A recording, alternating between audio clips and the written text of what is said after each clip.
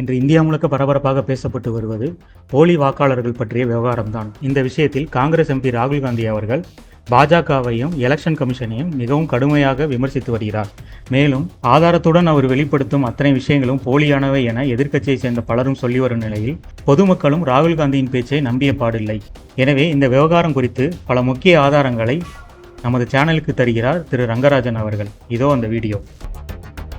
ராகுல் காந்தி இந்த electoral role அப்படிங்கிறது, அதாவது தேர்தல் பட்டியல், வாக்காளர்கள் பட்டியல், அந்த வாக்காளர் பட்டியல்களில் சில நிகழ்வுகளா நடந்தது. ஒன்று குறிப்பா SIR, special intensive revision of voters list. இது பீகார்ல ஆரம்பிச்சாங்க. லேட்டஸ்ட் தகவல் படி வந்திருக்கு, சொல்றேன், அதையும் சொல்லிடுறேன். டிராஃப்ட் வாக்காளர் பட்டியல வெளியிட்டது தேர்தல் ஆணையம். இப்ப லேட்டஸ்டா என்ன சொல்லிருக்காங்கன்னா, அந்த டிராஃப்ட் வாக்காளர் பட்டியல் படி யாருமே எந்த குற்றச்சாட்டையும் தேர்தல் ஆணையத்து மேல வைக்கல. 1, 2 இது அட்ரஸ் மாறி இருக்கு, என் பேர் விடுபட்டிருக்கு, இவ்வளவுதான் இருந்தது தவிர முழுவதுமாக தவறு அப்படின்னும் கிட்டத்தட்ட ஒரு 80 லட்சத்திலிருந்து 1 கோடி பேர் அதுல விடுபட்டு போய்விட்டார்கள் பத்தியோ எந்த விதமான குற்றச்சாட்டும் இல்லை அப்படிங்கறத தெள்ள தெளிவா பிரஸ் மீட்ல சொல்லிட்டாங்க. ஆக மொத்தம் அது பர்ஃபெக்ட், நேர்மையான முறையில் நடந்திருக்கு, நியாயமான முறையில் நடந்திருக்குங்கிறத நம்ம உறுதிப்படுத்திக்கலாம். ஆனா ராகுல் காந்தி விட மாட்டேங்கிறார். இங்கதான் அவரு என்ன சொல்லியிருக்காரு அப்படின்னா, பல இது சொல்லியிருக்காரு. கர்நாடகா எலெக்ஷன், மகாராஷ்டிரா எலெக்ஷன், இங்க எல்லாம்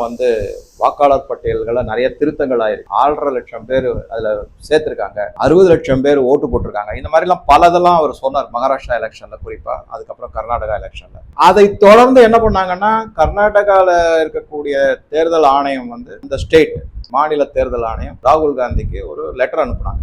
ஐயா, இந்த மாதிரி நீங்க நிறைய குற்றச்சாட்டுகள்லாம் வச்சிருக்கீங்க, தயவு செஞ்சு அதுக்கான ஆதாரத்தோட எங்களுக்கு கொடுங்க, நாங்க அதுல என்னென்னலாம் செய்யணுமோ அதெல்லாம் செய்யறோம், தவறு இருந்தா அதை நாங்க திருத்திக்கிறோம், அந்த தவறை எல்லாத்தையுமே நாங்க சரி செய்து விடுகிறோம், ஆனா எங்களுக்கு நீங்க எல்லாத்தையும் கொடுங்க. இவர் கொடுக்க மாட்டேன்னாரு. கொடுக்க மாட்டேன்னு சொல்லதை விட அவர் பாட்டுக்கு திருப்பி குற்றச்சாட்டே வச்சுக்கிட்டு இருந்தாரே தவிர வேற எந்த முன்னெடுப்பையுமே அவர் செய்ய. இது ஒரு பக்கம் ஓடிட்டுங்க. உடனே என்ன ஆயிடுச்சுன்னா, திருப்பி அவர் என்ன பண்ணாரு, குற்றச்சாட்டுகளை இன்னும் அதிகமா ஆக்குனாரு. அந்த மாதிரி ஆக்கும்போது எலெக்ஷன் கமிஷன் என்ன பண்ணிட்டாங்க, கர்நாடகா எலெக்ஷன் அவருக்கு திருப்பி ஒரு லெட்டர் அனுப்பலாம். நீங்க தகாத முறையில குற்றச்சாட்டு வைக்கிறீங்க, நம்பர் 1. இரண்டாவது, மக்கள் கிட்ட பொய்யான பரப்புரையை செஞ்சு, உங்களுக்கு நீங்க சொல்லக்கூடிய குற்றச்சாட்டுகள் மீது நம்பிக்கை இருந்தா அதற்கான ஆதாரங்களோட ஒரு டிக்ளரேஷன், நான் சொல்வது எல்லாம் உண்மை அப்படிங்கிற மாதிரி, இதோட உங்களுக்கு ஆதாரங்கள் எல்லாம் இணைச்சிருக்கேன் அப்படின்னு சொல்லிட்டு எங்களுக்கு லெட்டர்ல கையெழுத்து போட்டு, ஓத் அப்படிங்கிற ஒரு பிரமாணம் மாதிரி எழுதி, பிரமாண பத்திரம் மாதிரி எழுதி நீங்க கையெழுத்து போட்டு தயவு செஞ்சு கொடுங்க. நாங்க அந்த குற்றங்கள் என்னென்னலாம் சொல்லிருக்கீங்களோ எல்லாத்தையும் தீர விசாரிச்சு சரிபார்ப்பு நடவடிக்கை செய்யறோம். அப்படி உங்களுக்கு நீங்க சொல்லக்கூடிய தரவுகள் மேல, உங்ககிட்ட இருக்கக்கூடிய ஆதாரங்கள் மேல நம்பிக்கை இல்லை அப்படின்னா, நீங்க தவறான செய்திகளை மக்கள் கிட்ட சொல்லி அவங்கள குழப்பத்துக்கு உள்ளாக்குறீங்க. அந்த நாள் அந்த மக்கள் மிகவும் பாதிக்கப்படுவார்கள். எலெக்ஷன் கமிஷன், தேர்தல் ஆணையத்தின் மேல இருக்கக்கூடிய நம்பிக்கையை நீங்க சிதைக்கிறீங்க. தேர்தல் ஆணையத்தின் மதிப்பையும் மரியாதையும் நீங்க கேலி கூத்தாக்குறீங்க. எல்லாம் சொல்லி நீங்க இந்த லெட்டர்ல பிரமாண பத்திரம் எழுதி ஆதாரங்களோட கொடுக்கல அப்படின்னா தயவு செஞ்சு பொது வெளியில மன்னிப்பு கேளுங்க அப்படிங்கிற மாதிரி சொல்லிட்டாங்க. ஒரு லெட்டர் எழுதி இவர் உடனே அடுத்தது என்ன செஞ்சாரு, அதெல்லாம் நான் கொடுக்க முடியாது, நான் தான் ஒரு MP, நான் ஒரு அரசியல்வாதி, நான் ஒரு அரசியல்வாதி குடும்பத்திலேயே போறோம், நாங்கெல்லாம் சின்ன குழந்தையா இருக்கும் போது நானும் என்னுடைய சகோதரியும் போஸ்டர் எல்லாம் ஒட்டி இருக்கோம், அதெல்லாம் ஒரு வீடியோல சொல்லியிருக்காரு, நீங்க பார்க்கலாம். ராகுல் காந்தி தான் போய் சின்ன குழந்தையா இருக்கும் போது போஸ்டர் ஓட்டின அப்படிங்கிறார். அவருடைய சின்ன குழந்தையா இருக்கும் போது பர்த்டே பிறந்த நாளை கேக் வெட்டி ஒரு ஏரோப்ளேன்ல பறந்துகிட்டு இருக்கும் போது கொண்டாடிட்டு இருக்காங்க அவருடைய பாட்டி இந்திரா காந்தி. அவரு நான் போஸ்டர் ஓட்டினேன்னு இங்க கதை சொல்லிக்கிட்டு இருக்காரு.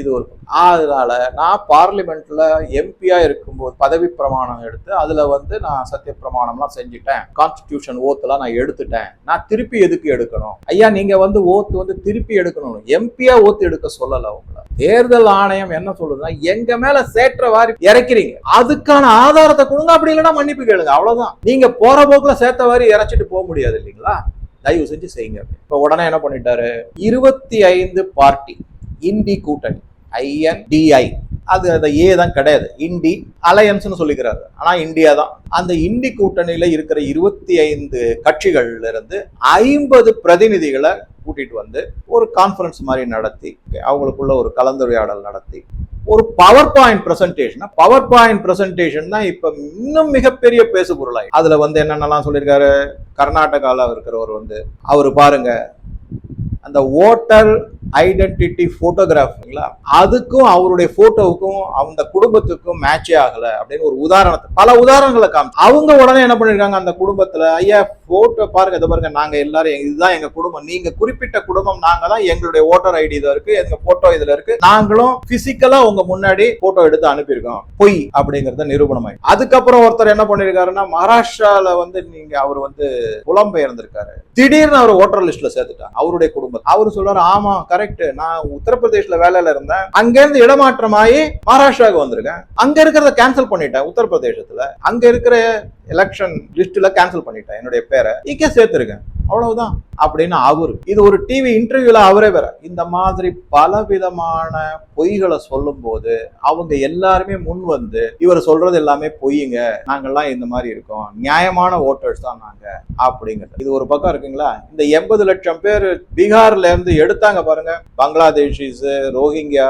அதாவது சட்டத்தை மீறி இங்க குடியேறினவங்க, அவங்க யாருமே ஏன் நான் உண்மையான நியாயமான நேர்மையான இந்திய குடிமகன் தான், என்னுடைய பேர் வாக்காளர் இதில் லிஸ்ட்ல இருந்து விடுபட்டு இருக்கு, என்ன சேர்த்துக்கங்கன்னு யாருமே கேட்கல. ஆனா யாரெல்லாம் ஜெனுவின் உண்மையாகவே இருக்காங்களோ அவங்க எல்லாமே இவர் பொய்யான வாக்காளர்கள், ஃப்ராடு அப்படின்னு சொல்லிட்டு பரப்புரை செஞ்சு இந்த பவர் பாயிண்ட் பிரசன்டேஷன்ல எல்லாரும் பல பேர் பழக்கம். இது ஒரு பக்கம். இதுக்கு நடுவில் அவர் பிரஸ் மீட்ல எல்லாம் வேற சொல்லியிருக்காரு, நான் எதுக்கு பதவி பிரமாண பத்திரம்லாம் கொடுக்கணும், நான் ஏற்கனவே எம்பியா இருந்து எடுத்துக்கிட்டேன். அதுல நீங்க பாத்தீங்கன்னா காலையில நீங்க காஃபி சாப்பிடுங்களா, டீ சாப்பிடுங்களா, அந்த மாதிரி கேள்வி கேட்டதுதான் அந்த பிரஸ் மீட். நான் தப்பாவே நினைக்காதீங்க, அந்த லேடிஸ் 2-3 பேர் கேட்ட கேள்வியெல்லாம் நான் பார்த்தேன். சார் தேர்தல் ஆணையம் இப்படி சொல்லியிருக்கேன், நீங்க என்ன சார் இப்படிதான் கேள்வி கேட்டிருக்கேன், அதான் சொல்றேன். அது எல்லாமே சுலபமான கேள்வி. அதே இங்க முன்னாள் பாஜக தலைவர்கிட்ட கேள்வி கேட்க சொல்லுங்க, கிழிச்சு தொங்க விடுற மாதிரி கேட்பாரு, ஆனா அவங்கள பயங்கரமா அவரு கழிச்சு தொங்க விட்டுருவார், எல்லாம் ஸ்டாட்டிஸ்டிக் புள்ளி விவரத்தோட அடிச்சு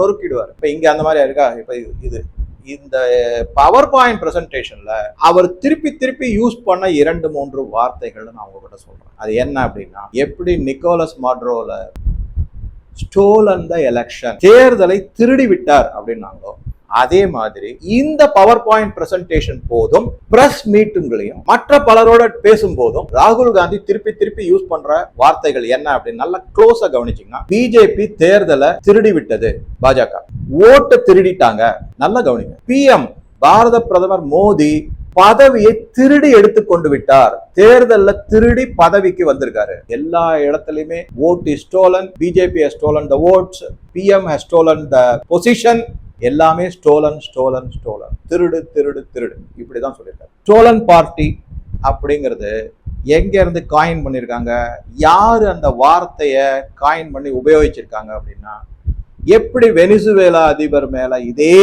வார்த்தை பயன்படுத்தப்படும், அப்படியே ஒரு பேரலல். இதனாலதான் நான் சொல்றது சமயத்து கொஞ்சம் கனெக்ட் த டாட்ஸ். அதே வார்த்தை ஆக மொத்தம் யாரு சொல்லி கொடுக்குறாங்க, டீப் ஸ்டேட், அமெரிக்காவினுடைய டீப் ஸ்டேட், CIA, அதனுடைய கைப்பாவையாக இருக்கக்கூடிய இன்னைக்கு இருக்கக்கூடிய ட்ரம்ப், இவங்க இதை சொல்லி கொடுத்து சரி, இது ஒரு பக்கம். இதுக்கப்புறமா அவங்க என்ன செய்யறாங்க அப்படின்னு நல்லா கவனிங்க. திருப்பி திருப்பி, அதாவது எலெக்ஷன் கமிஷன் சொல்லியாச்சு, நீங்க ஒண்ணு ஆதாரங்களை கொடுங்க, இல்ல மன்னிப்பு கேளு, அதை கண்டுக்கவே இல்லை, அதை அப்படியே ஒரு பக்கம் ஒதுக்கிட்டு நீங்க எனக்கு டிஜிட்டல் டேட்டாவை கொடுங்க. நீங்க தான் இவ்வளவு பெரிய கத்தையா அந்த பவர் பாயிண்ட் பிரசன்டேஷன் போது நீங்க பாத்தீங்கன்னா இவ்வளவு கத்தையா பேப்பர் எல்லாம் வச்சிருக்காரு, அதை அப்படியே பிரிச்சு காமிக்கிறது பாருங்க, எல்லாருடைய போட்டோவோட பேரு, அட்ரஸ், எல்லா டேட்டாவும் இருக்கு. பின்ன எதுக்கு திருப்பி டிஜிட்டல் டேட்டா கேக்குறீங்க? டிஜிட்டல் டேட்டா அப்படின்னா எலக்ட்ரானிக் ஓட்டிங் மிஷின் மூலமாக பதிவு செய்யப்பட்ட ஓட்டு, அதனுடைய ரெக்கார்டு உங்களுக்கு வேணும். ஆரம்பத்துல என்ன பண்ணீங்க, எலக்ட்ரானிக் ஓட்டிங் மிஷின் மேல எங்களுக்கு நம்பிக்கை இல்லை, அதுக்கு அடுத்தது என்ன பண்ணீங்க, ஓட்டுகளை திருடிட்டாங்க, லிஸ்ட்ல எல்லாம் மாறி இருக்கு அப்படின்னு. இப்ப மூன்றாவதா என்ன சொல்லிருக்கேன்னா, எலெக்ஷன் கமிஷன் மேலேயே நம்பிக்கை இல்ல அப்படின்னு. இதே ராகுல் காந்தியோடைய தந்தையார்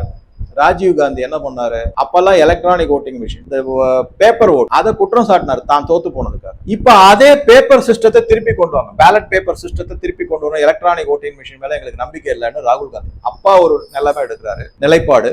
பையன் வேற நிலைப்பாடு எடுக்கிறாரு, மகன் வேற நிலைப்பாடு, அதுக்கு எதிர்மாறாக அவர் எது வேணாங்கிறாரோ மகன் அது வேணுங்கிறாரு, அந்த மாதிரி இருக்கு. இதுக்கு நடுவுல ஒமர் அப்துல்லா ஒரு அருமையான ஸ்டேட்மெண்ட். அவர் என்ன பண்ணிருக்காருன்னா, காங்கிரஸ் எப்பெல்லாம் ஜெயிக்குதோ அப்ப ஓட்டிங் மிஷின்ல எந்த ஃப்ராடும் நடக்கல, தோத்து போனா உடனே ஓட்டிங் மிஷின்ல ஃப்ராடுங்கிறாங்க, அது மால் ஃபங்க்ஷனிங்கிறாங்க, அதுல சாப்ட்வேர் இருக்குங்க. இந்த சாப்ட்வேர் இதை பத்தி எல்லாம் என்ன பண்ணிருக்காருன்னா, காங்கிரஸ் தலைவர் எம்பியா இருக்காரு இல்ல, சிவகங்கை தொகுதியில இருக்காரு, பி சிதம்பரத்தினுடைய மகன் கார்த்திக் சிதம்பரம்.